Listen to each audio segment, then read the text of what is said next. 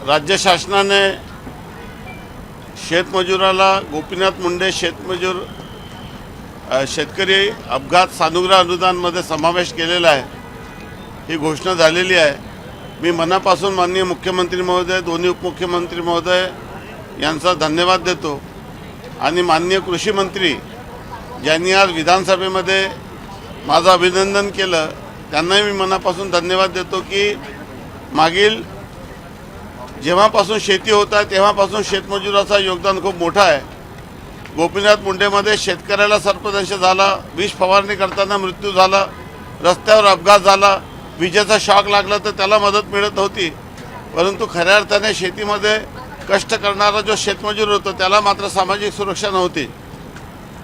महाराष्ट्रात ई श्रम पोर्टलवर सुमारे 98 लाख शेतमजुरीची नोंदणी आहे, परंतु साधारणतः 2 कोटी लोक शेतमजूर आहे आणि या शेतमजुरांच्या श्रमावरच शेती हा काम होत आहे, शेती हा व्यवसाय चालत आहे, शेती चालत आहे आणि त्यामुळे हे वर्षानुवर्षापासून उपेक्षित होते।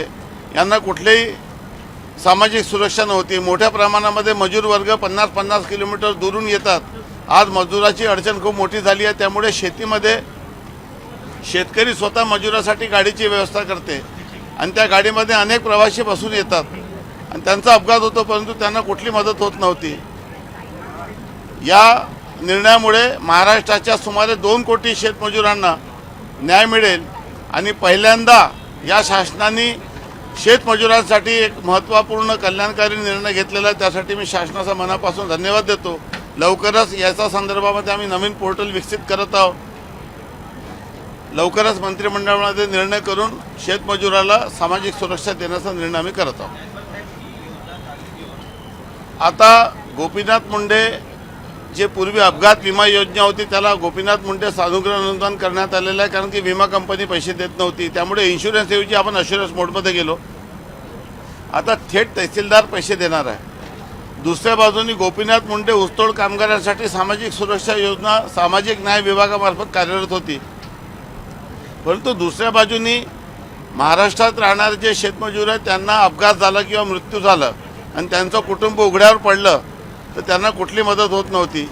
आता त्यांना 2 लाख रुपये मृत्यूमध्ये, अपघातामध्ये 1 लाख रुपये, अपंगत्वाला 1 लाख रुपये आणि अपघातामध्ये 50,000 मिळणार आहे।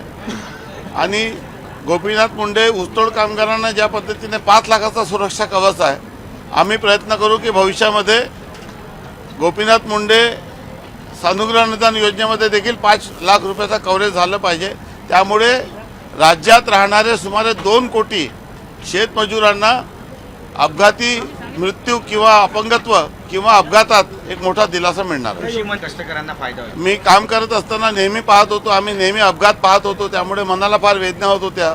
सुदैवाने मला राज्य मंत्रिमंडळामध्ये संधी मिळाली, त्यामुळे हा विषय याची मी नोट पाठवली आणि एक पूर्ण ड्राफ्ट लिहून दिलं की कशा पद्धतीने शेतमजुराला सुरक्षा देता येईल, कारण की हा कामगार विभागाचा देखील विषय होता। परंतु माझी मनापासून इच्छा होती की हा विषय याचं पालकत्व कृषी विभागाने स्वीकारावं, ते माननीय मुख्यमंत्री महोदयांनी मान्य केलं आणि त्यामुळे हा निर्णय आपल्याला करता आला। भविष्यामध्ये अशा पद्धतीचे अनेक निर्णय आम्ही करणार आहोत, परंतु हा एक मोठा ऐतिहासिक निर्णय झाला। हा महाराष्ट्राच्या इतिहासात स्वर्ण अक्षराने लिहिलेला निर्णय आहे आणि हा निर्णय सरकारने केला, त्यासाठी मी माननीय मुख्यमंत्री आणि दोन्ही मुख्यमंत्र्यांचा मनापासून आभारी आहे। कृषी मंत्रीचा देखील मी मनापासून धन्यवाद देतो। किती शेतमजूर याच्यामध्ये इन्क्लूड होणार आहेत? आजच्या तारखेला ई श्रम पोर्टलवर 98 लाख नोंदणी आहे। भविष्यामध्ये शेवटी ई श्रम पोर्टलमध्ये सेल्फ डिक्लेरेशन आहे। आम्ही प्रयत्न करणार आहोत की दुबार लाभ देता कामा नये। जे बांधकाम मजूर आहेत त्यांना जिथून लाभ मिळून राहिला किंवा गोपीनाथ मुंडे ऊसतोड कामगारमध्ये ज्यांना लाभ मिळून राहिला किंवा ज्यांच्याकडे शेती आहे त्यांना तर ऑलरेडी लाभ आहेच, परंतु जो शेतकरी ज्याला प्रमाणित करेल की हा आमच्या शेतामधला मजूर आहे त्याला मात्र निश्चितपणे लाभ आहे आणि याच्यामध्ये सेल्फ डिक्लेरेशन आहे सध्या।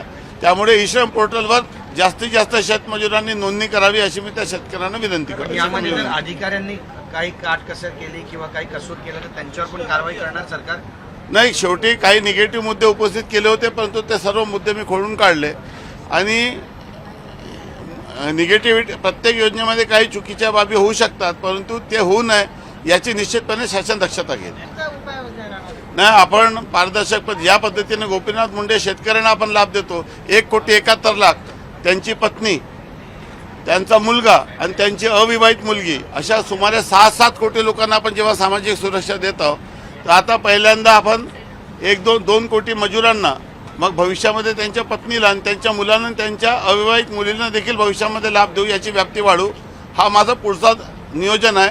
परंतु आज किमान शेतमजुराला लाभ मिळणार आहे, त्याचा मला आनंद आहे. सध्या त्याच्यावर चर्चा होईल. चर्चा झाल्यानंतर याच्यावर आपण भाष्य करू. निश्चितच धर्मांतरावर बंदी नाही आहे, परंतु वेगवेगळे आमिष देऊन, धमकी देऊन, लोभ दाखवून अशा पद्धतीचा जो धर्मांतर करण्याची प्रक्रिया सुरू झाली आहे, त्याच्यावर निर्बंध लागले पाहिजे. आणि घटनेमध्ये आणि अनेक सर्वोच्च न्यायालयाने या संदर्भामध्ये निकाल दिलेला आहे की कुठल्याही व्यक्तीला वेगळ्या पद्धतीची फूस लावून त्याचा धर्मांतर करता येत नाही. आणि त्यामुळे हा निर्णय कायद्याशी सुसंगत राहणार आहे. हा कायदा सुप्रीम कोर्टाच्या आदेशाशी सुसंगत राहणार आहे. नक्कीच लव्ह जिहादच्या प्रकरणांना चाप बसेल. बिलकुल बसेल. थँक्यू.